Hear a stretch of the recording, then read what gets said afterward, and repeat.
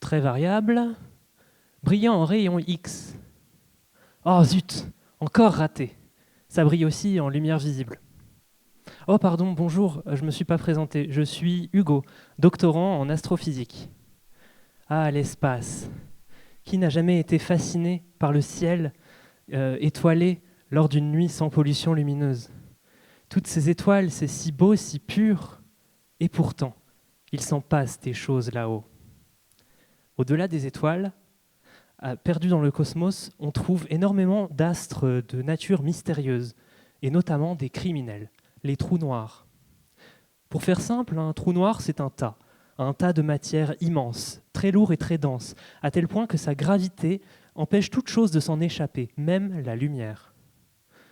Ce qu'on voit en revanche, ce sont les étoiles autour, qu'il dévore sans aucune pitié. Avant de mourir, elles sont chauffées à des températures extrêmes et émettent par conséquent des rayons X dans un dernier flash lumineux. Les trous noirs que je cherche sont très rares, les trous noirs de masse intermédiaire, qui pèsent entre 100 et 100 000 fois la masse de notre Soleil.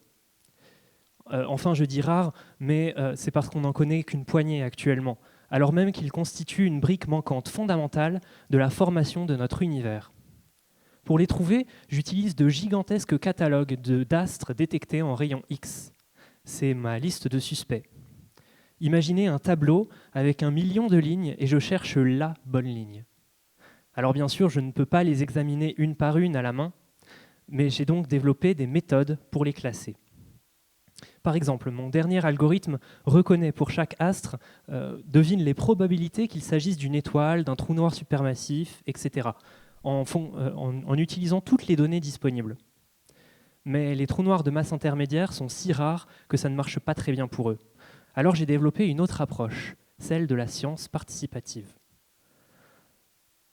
Pour engager le grand public et pour trouver ces objets rares, j'ai créé un site sur lequel tout volontaire peut apprendre à classer les sources de rayons X et participer à cette recherche.